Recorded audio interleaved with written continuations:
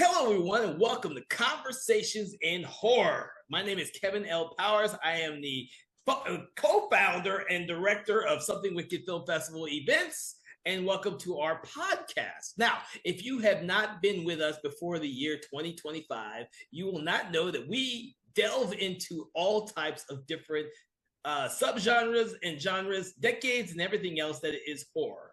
One of our mandates for 2025 is to kind of branch out even more to a lot of those different decades of horror, because we want modern audiences to look back and appreciate some of the horror films that have either influenced modern day films or have had an influence on filmmakers and audiences over the decades. So as you can see, some of the stuff we've done earlier this year has already been some early films. And what we're going to be doing tonight is a very special movie because it is the original Bela Lugosi's Dracula, one of the Universal horror monsters. And if you've been listening earlier this year, we've already done one on Bride of Frankenstein. And eventually by the end of the year, we hope to get to all of the original Universal horror movies. The reason being is, like I said, these are classic films that we want to, or we hope that my audiences will be able to appreciate and watch with an eye and appreciation for when they were originally made. And to speak about Dracula with me today is Dave Watkins, who you all know if you've been listening to the podcast. He's a regular special guest on this show that we have a lot of great fun talking about horror films of all types. Thank you for joining us today, Dave. Yeah, it's good to be here. Good to be back doing this. I think it's been a minute, right? It's been a minute, but we're going to get caught up this year. We got a lot of great films on the list for this year. And one of the things, like I said, and everyone out there, is we hope to get through all of the original Universal horror movies, monster movies, by the end of the year, because that is one of our mandates. Eventually, we'll get around to the 70s and 80s versions of the Hammer horror films. But right now, we'll work our way through everything, because all of you out there should have a greater appreciation of these films. And this one is a black and white film, so I'm pretty sure a lot of people out there listening to this podcast have never bothered to watch it due to that limitation alone.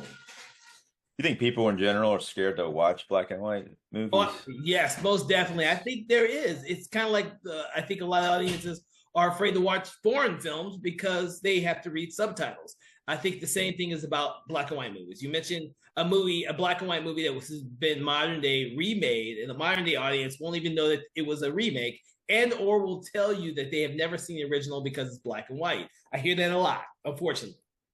Yeah, that is unfortunate, but I kind of get it. I mean, I like watching black and white films, but at the same time, like I do like seeing stuff in color too. But it's this one actually, I saw a new 4K master of it, and it does elevate it a little bit. It does look a lot better compared to the other one, but it doesn't make it look like a brand new movie, because it is such an old movie. This is from 1931, and it was this was the first of the Universal monster movies, the one where they all took off from, and there was in the very first.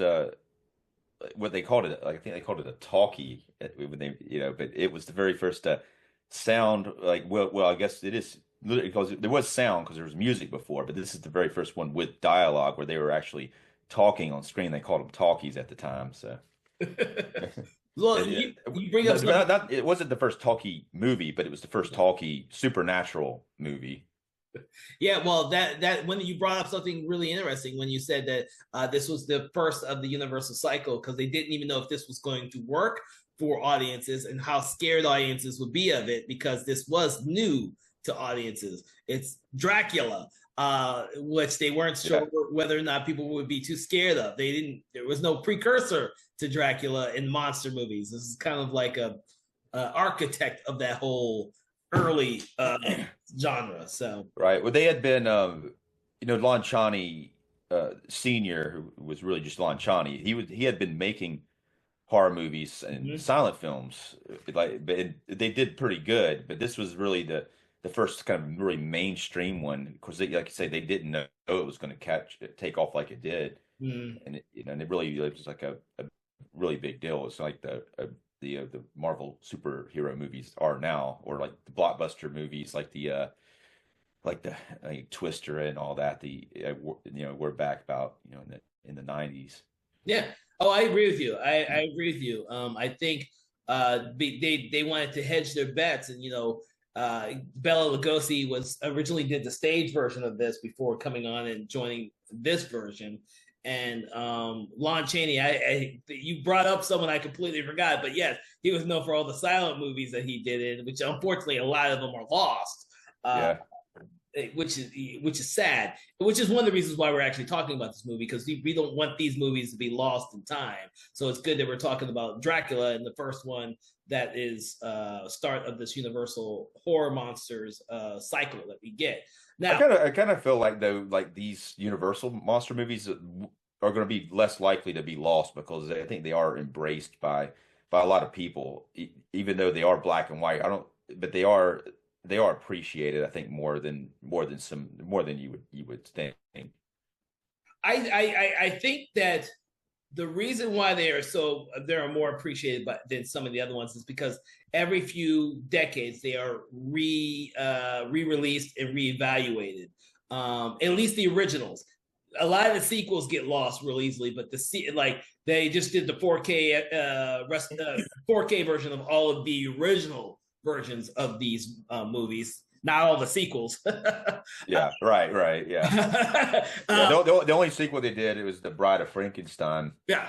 which a lot of people consider that better than the original Frankenstein, which Mhm. I think it is personally, but some people think the other one is. But Yeah, and the thing is, like, and I had a discussion with Sarah Panazzo, one of our other special guests, earlier, um, or previously, about Bride of Frankenstein and the fact that that image is so iconic. Bela Lugosi's image of Dracula is so iconic that people have been using that same image decade after decade after decade. And that's one of the things that keeps that image in modern day audience's mind.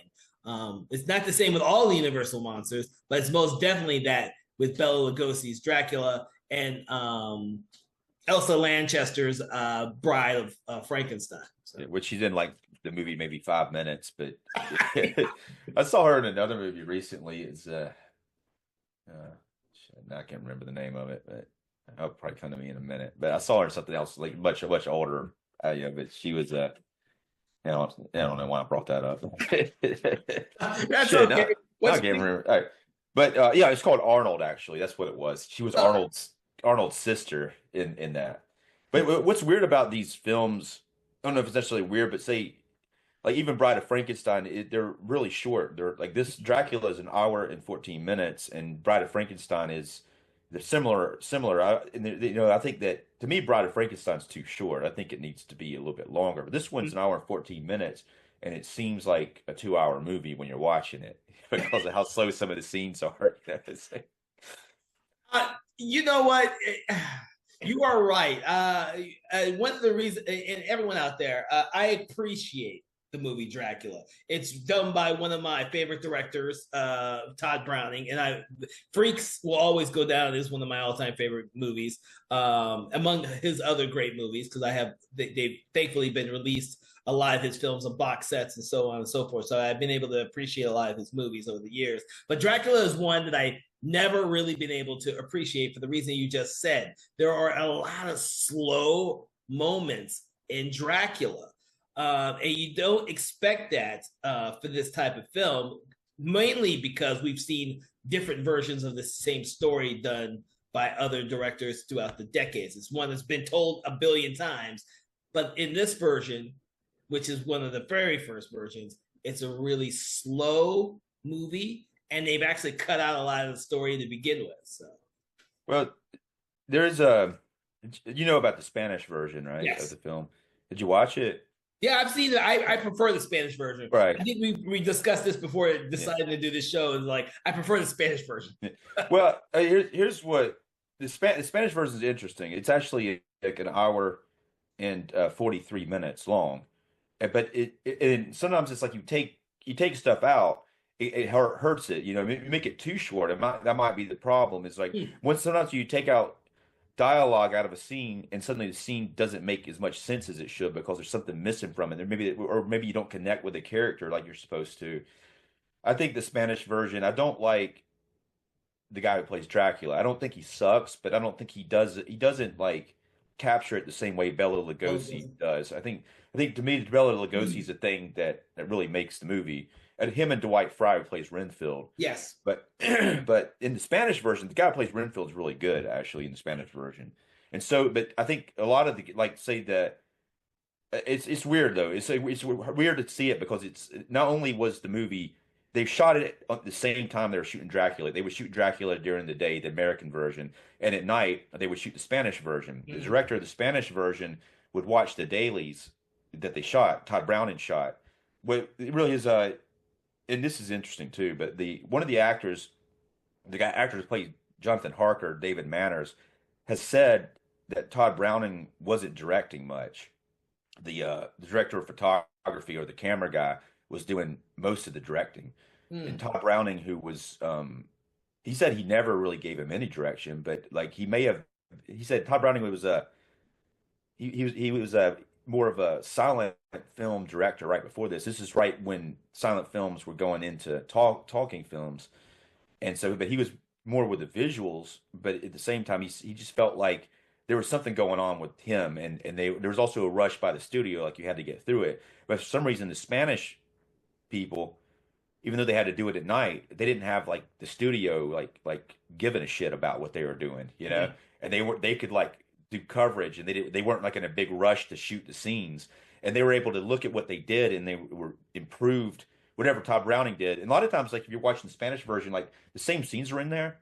It's really like there's not really many scenes that aren't there. The scenes are it's just the dialogue. There's more dialogue. Mhm. Staying, you Yeah. know, but to me, the Spanish acting is more realistic. Like they actually like they seem a little stagey in the American version. Some of the actors Yeah. and some of the direction because they were from the stage play, but the Spanish actors seem like they do it. Even the guy playing Dracula, I don't think he has the right look, but he does it in a way that is believable.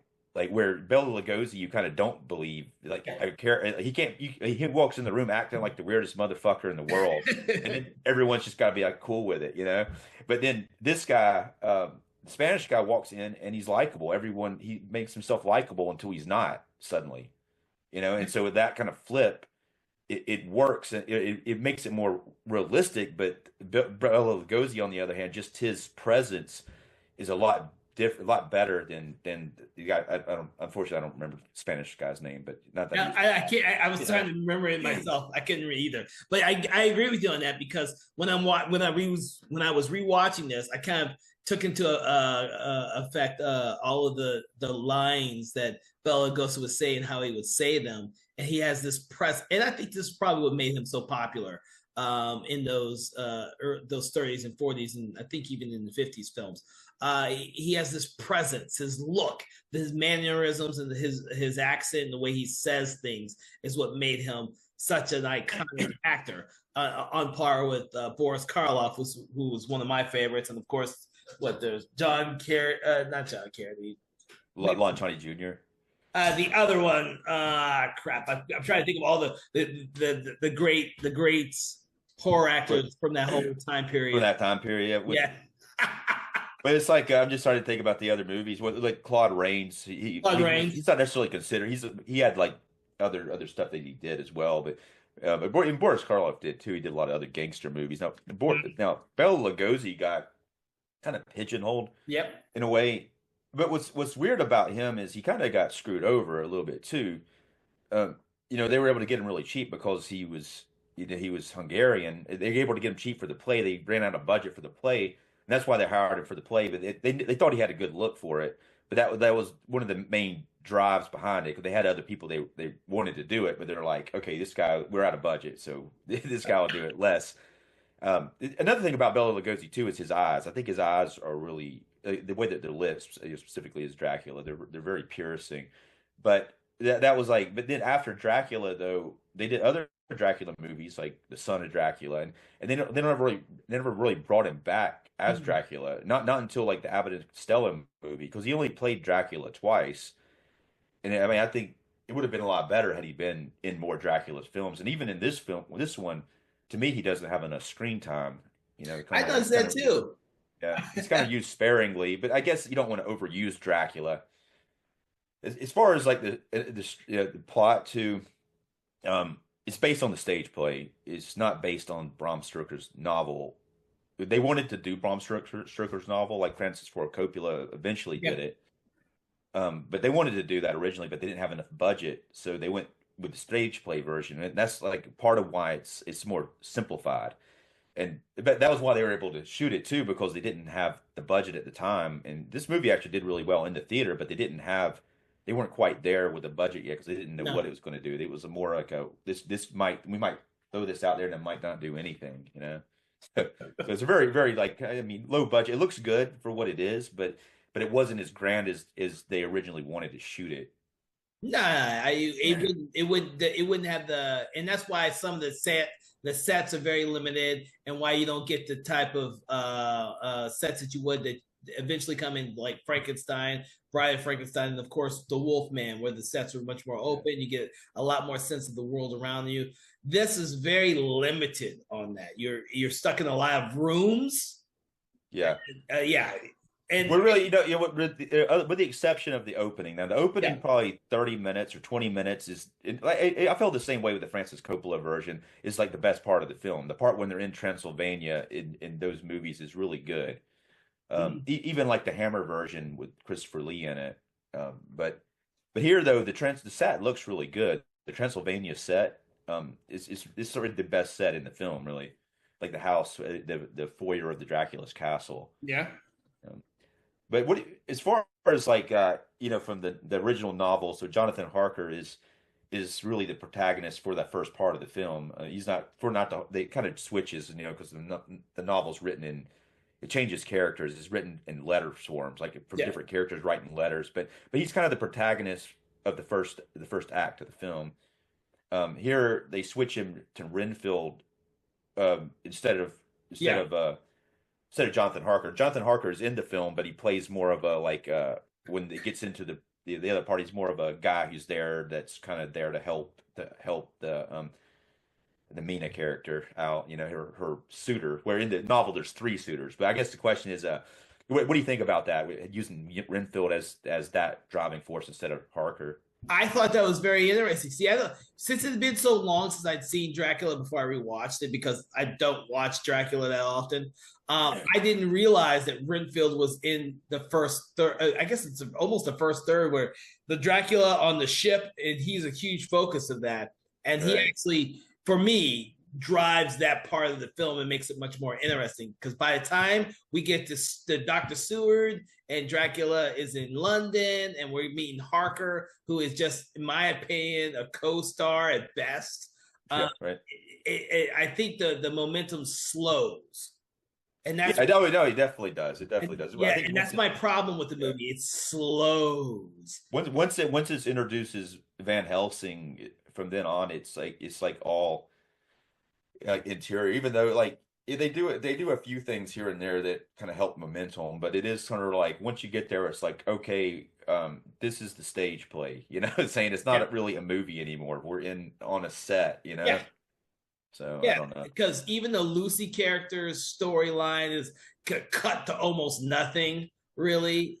But Um, you ever see Dracula Dead and Loving It, I Mel Brooks version? I have Yeah, tried to forget the yeah. movie, but yes, I have seen But that movie. But that movie is very faithful to the screenplay of this film.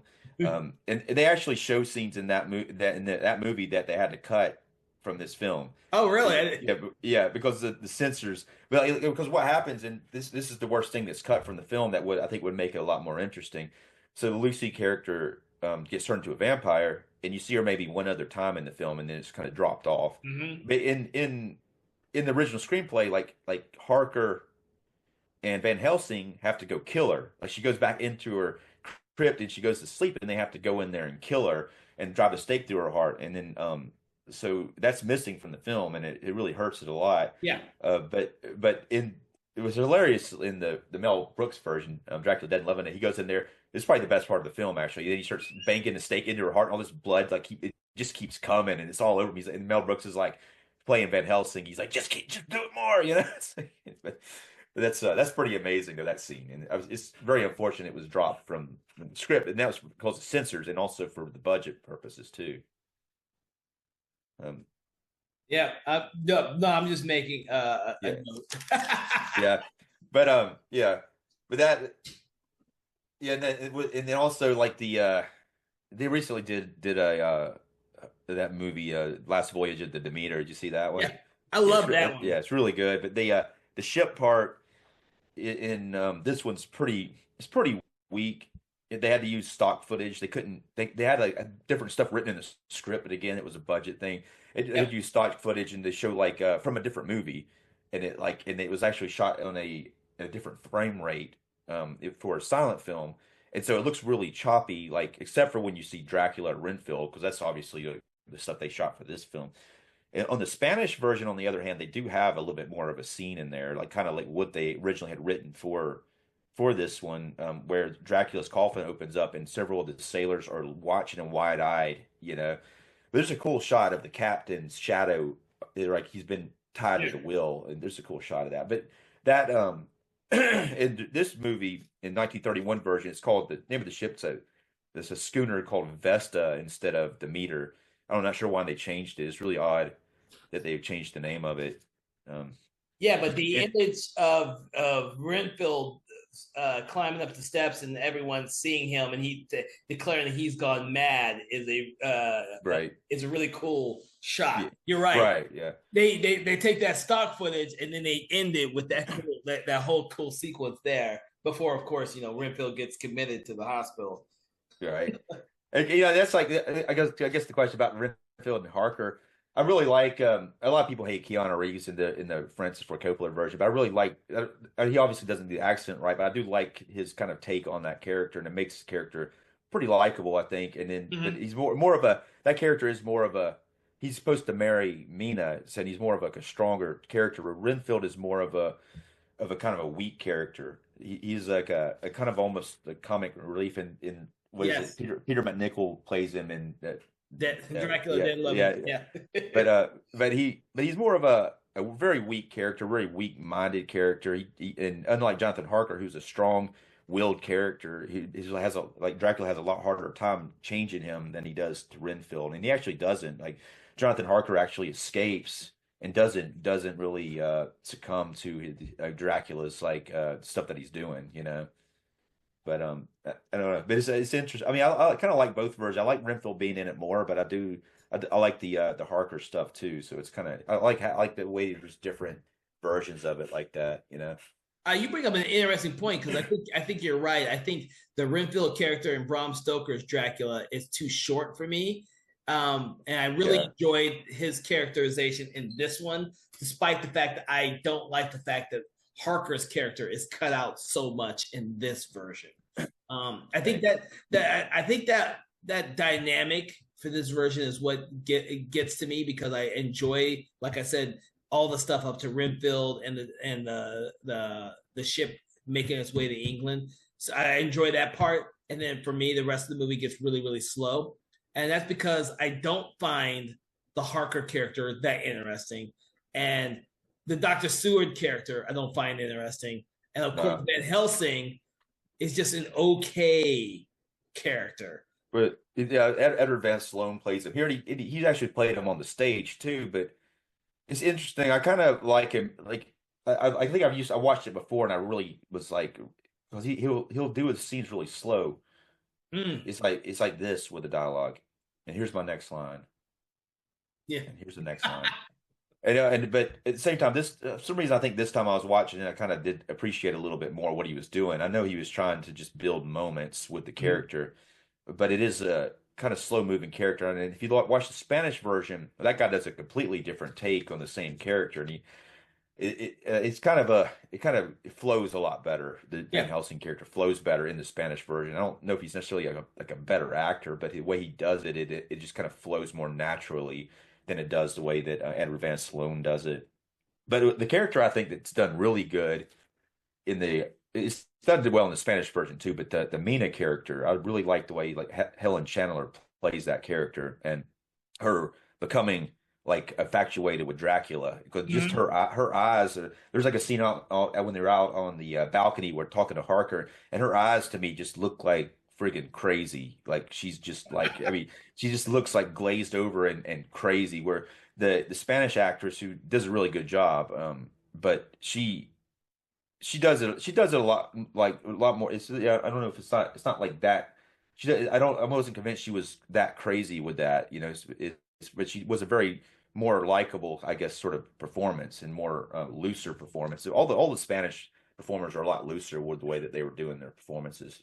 No, but I agree with you because I like the shot at the very end of the film with Mina where she's still under Dracula's thrall. But then when Van Helsing kills Dracula, you kind of see that image on her face when Harker finds her, and she just comes out of that whole trance. And I think for me, she's one of the most interesting characters in the entire film. I think the actress did a really good job with the character. And you like I said, you brought up something I don't know if I actually saw that when I originally saw the movie. I only noticed it now for the first time. So Which part is that you're talking about? the very you remember the very end when Yeah, yeah. When she's under that and then drops it off, and it's yeah.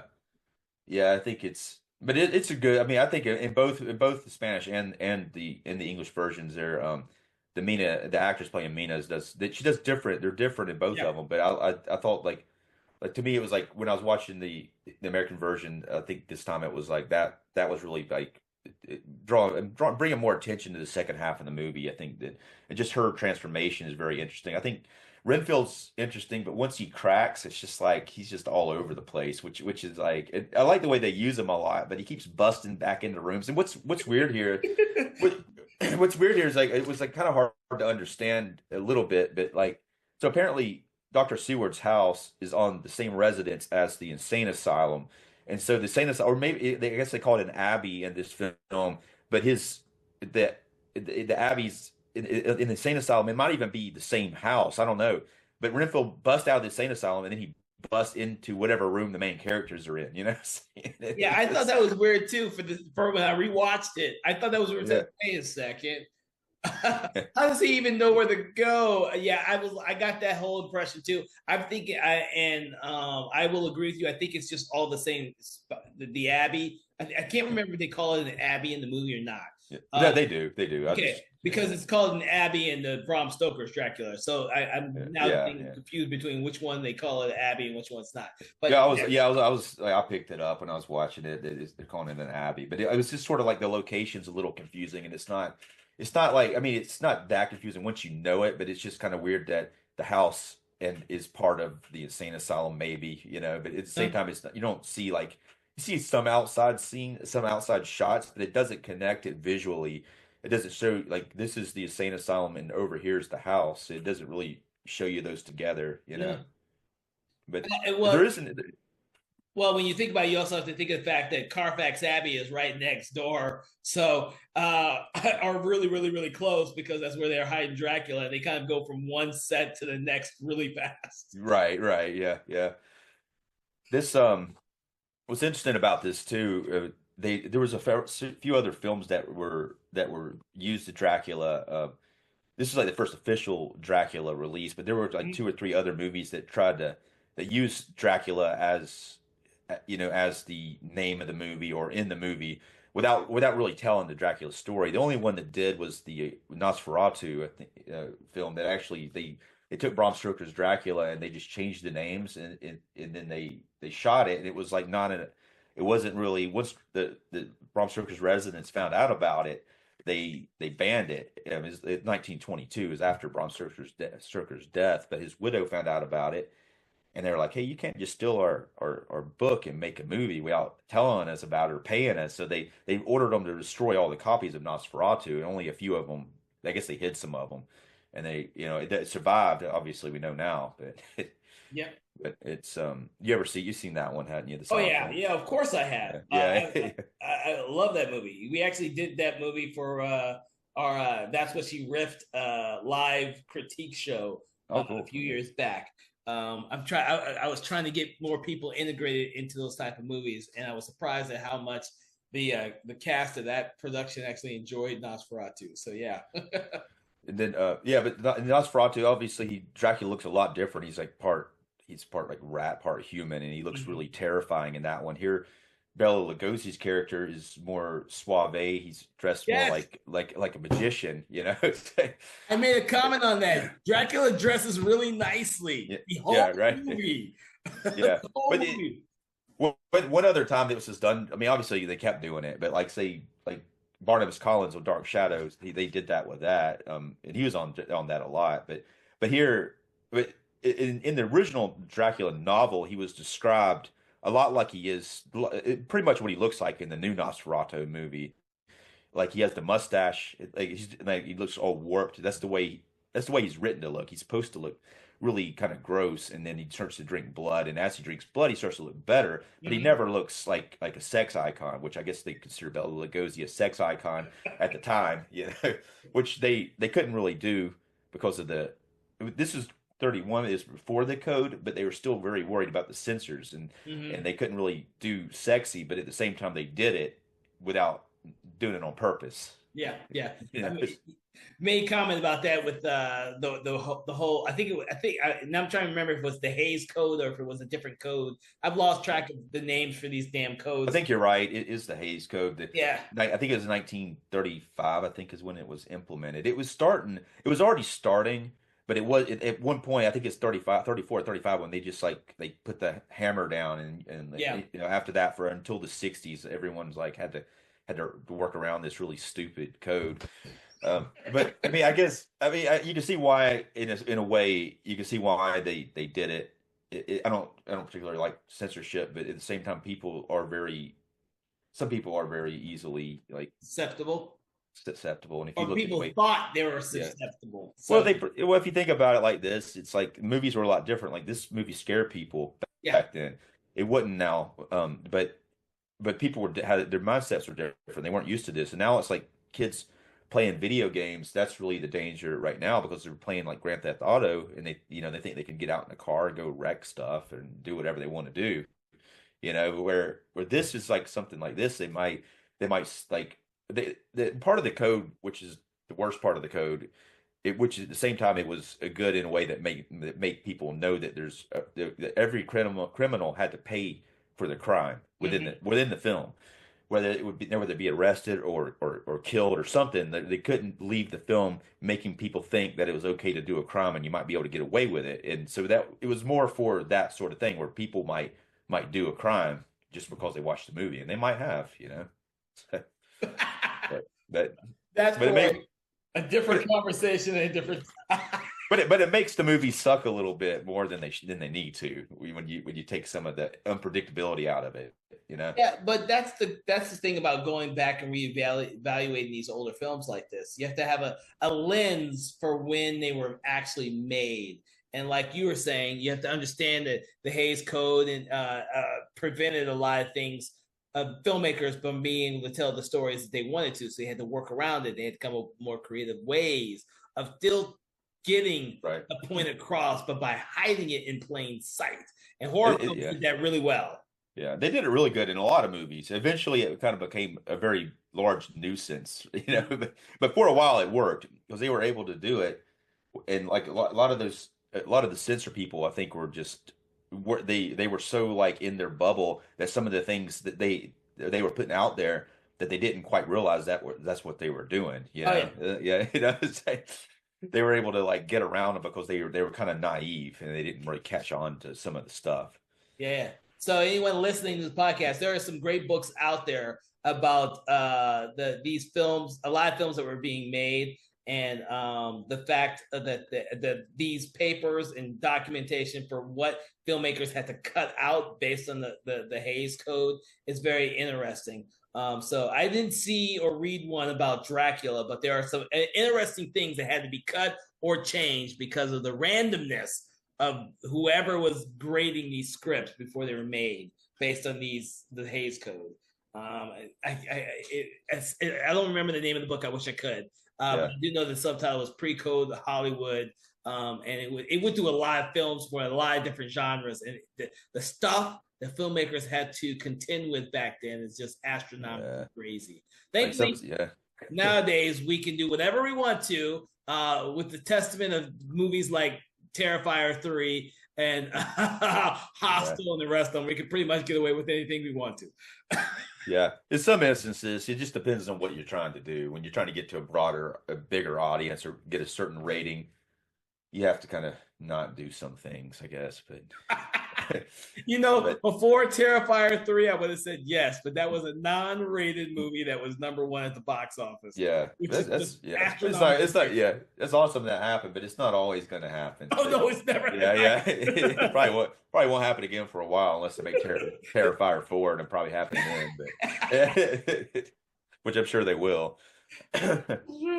All right, so Dracula. Yeah, I'm sorry. Go ahead. No, go ahead. Go ahead. What I was saying, like, and I got a little off course with it, but with the other Dracula films, it's interesting that it captures people's imagination. Mm-hmm. Just the idea of they don't know what Dracula is about, but they know it's a vampire and it's Dracula. And there's people like there were 2 or 3 other movies that they didn't read the book.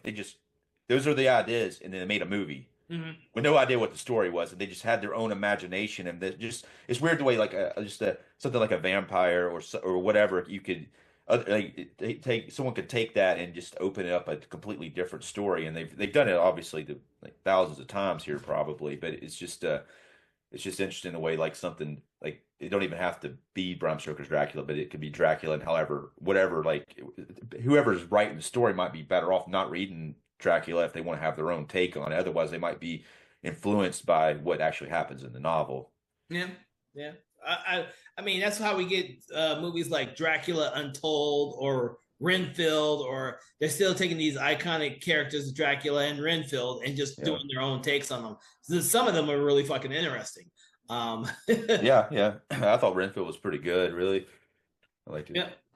But the thing is, with this one, and by all means, this was based on a stage play originally, but this is not the only version of Dracula as a stage play that exists. There are lots of stage plays now that exist based on the novel Dracula. This just happened to be, it was probably one of the only ones at the time, because this is the 30s, which meant the play was probably came out in the late 20s before they decided to make a movie of it. The play was the first play was 1924. Yes. The play that had Bela Lugosi in it was 1927. They actually had Hamilton Dean wrote the original play, and then he did a rewrite. Like John Balderston did a rewrite. He asked him to do it to kind of update it, and then that's when the Bela Lugosi play. But but those 2 guys wrote the play. It was like one of them wrote it, and then the other guy rewrote it. Yeah. So. I've surprisingly done 2 actual productions of Dracula the play, and neither one of them were this version. They were both completely different versions by different writers. Yeah, I saw one once that was like a musical. It was almost like Cirque du Soleil. It wasn't though, but it was pretty impressive what I saw on stage and how they did it. And they did it all as I don't even know if they had dialogue in it. It was more like a Phantom of the Opera sort of thing. Where Did you watch the Dracula ballet that was done at the Fox Theater years ago? Yeah. It was a long time ago. It was a long time ago. Dracula ballet. And they remounted it years later at the Cobb Energy Center.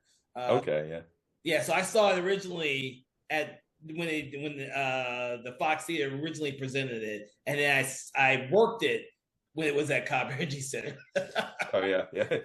So you probably seen it too many times to like. I have, but I always enjoy it because, like I said, I've been a part of 2 different productions. One at Georgia State, and I can't remember the other facility that did Dracula now. It's been so long, but I did it at Georgia State before I graduated, and so that was a much different version of the play than the Bela Lugosi one. So for me.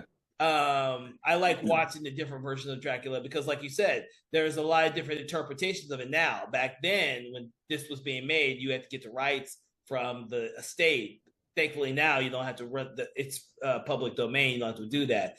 But we've gotten a lot of great films based on Dracula because we got Nosferatu, the original Nosferatu silent movie, which is absolutely brilliant.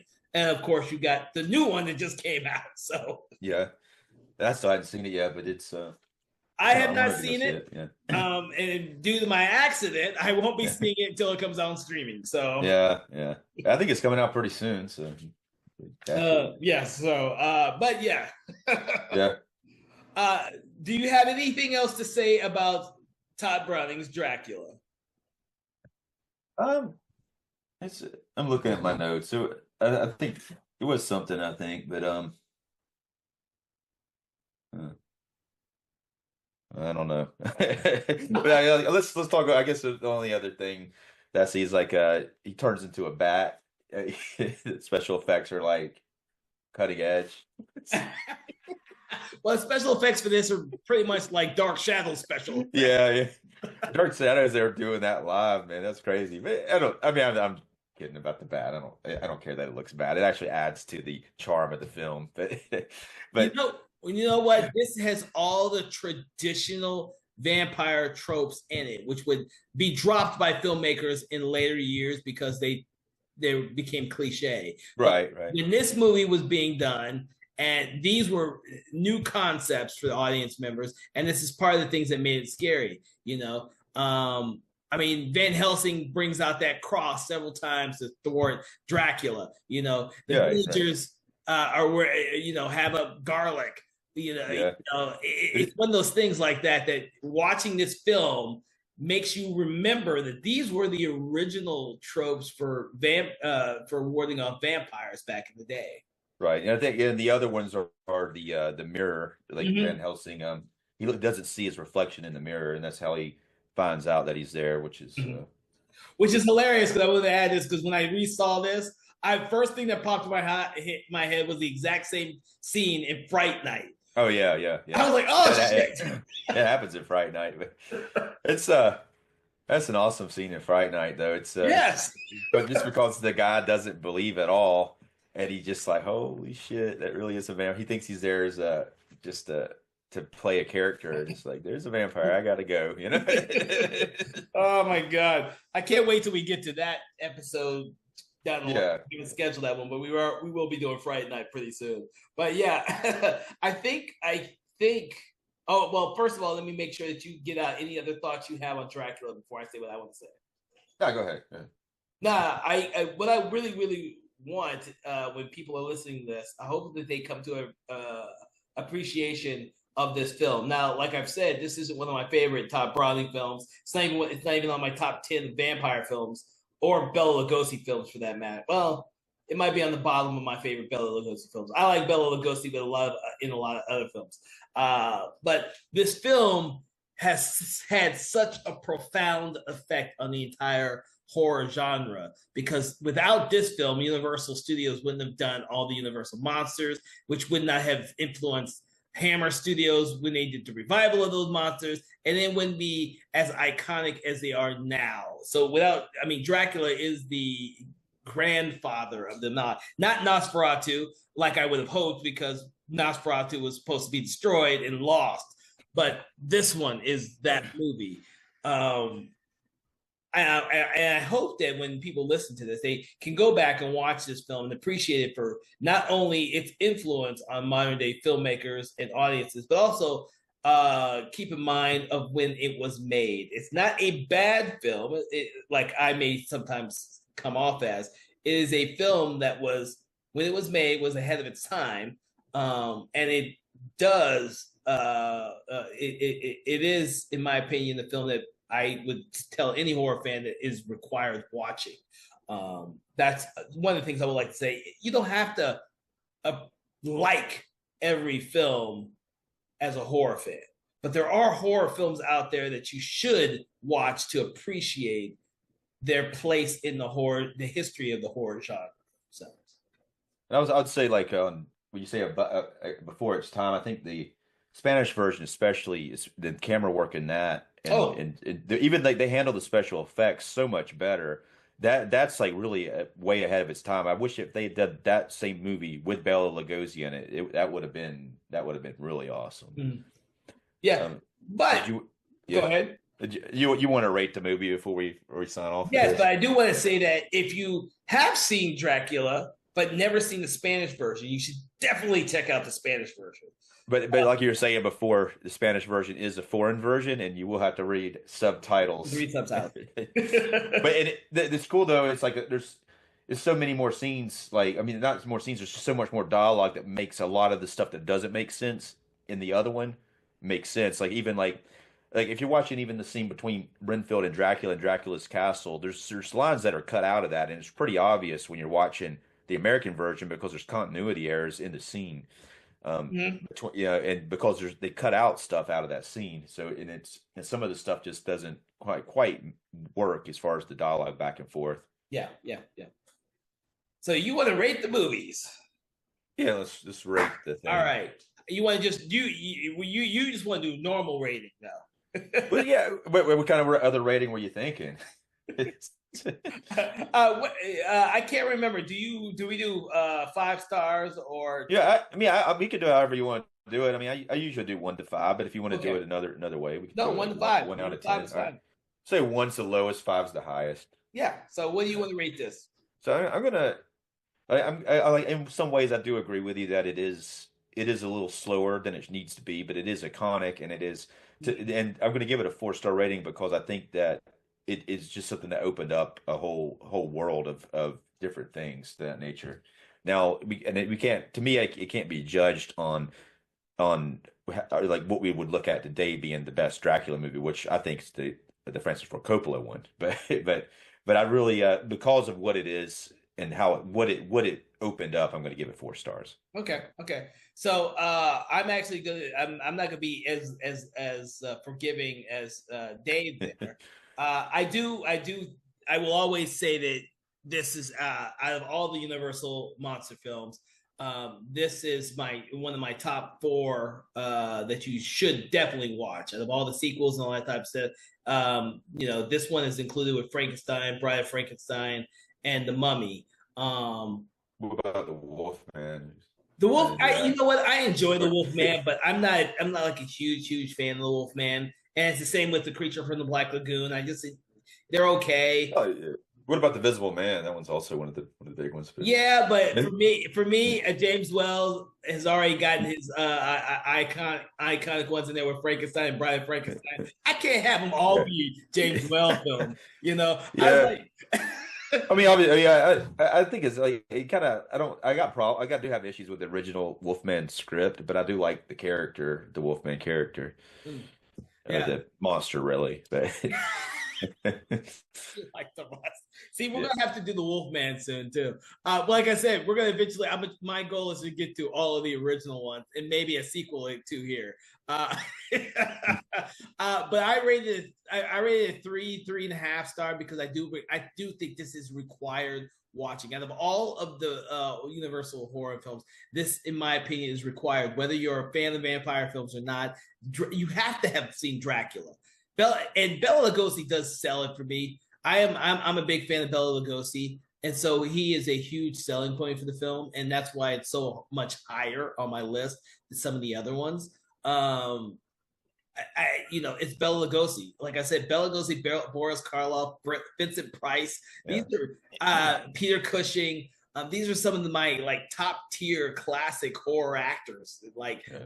Right. I mean, Boris Karloff and Christopher Lee, I'd probably throw in there. and I can sit down and, to be honest with you, I can sit down and watch a Bela Lugosi, a Boris Karloff film any time and just sit back and enjoy it, no matter how good or bad it is. Because these are, for me, are just great actors, and they do some of their. And no, Bela Lugosi does not phone his performance in this movie. He may have done it in some of his subsequent movies over the age because he felt like he was pigeonholed, but he doesn't fucking phone it in Dracula. I'm perfectly fine with him in Dracula. So I do think he is required viewing. Whereas you can skip Son of Dracula and some of those other crazy ones. I ain't bothered to fucking remember. I think there's Dracula's Daughter is the other one, and then there's 2 like mixture ones that are like the House of Dracula and House of Frankenstein. But really though, those are more of a monster mismatch thing. But there's three really Dracula films, but only one of Shoot. them's really good. Yeah, you know what? I will agree with you on that one. I was like, dude, that's why I don't remember them because I haven't watched them Yeah. in years. But I do like I will not. I will keep reiterating. I do hope people will go out there and find these films, search them out. They're readily available everywhere, pretty much nowadays. These classic movies are always available streaming somewhere, probably for free. So I hope you go out there and check them out. I hope you check out some of our previous episodes on these classic monster films, especially the Bride of Frankenstein. And like I said, we are going to tackle hopefully all of them by the end of the year. With that, I want to thank you all for joining us for Conversations in Horror tonight. Thank you, Dave Watkins, for joining me on this conversation. Make sure everyone out there check out our previous episodes. We did a plethora of them in our first year last year, over 70 episodes. We were very proud of that. So you have a lot of great horror films to catch up on. And by all means, if you figure out any movies that you would like us to watch and critique, please send us a line. We're more than willing to add them to our list and try and get to them before the end of the year. With that, I want to thank you all for joining us and have a good evening. Conversations in Horror is a Broken Lighthouse Pictures production, written, produced, and directed by Kevin L. Powers, executive producer Kelly A. Inoka. All contents and material from this episode of Conversations in Horror is copyright 2025 Broken Lighthouse Pictures.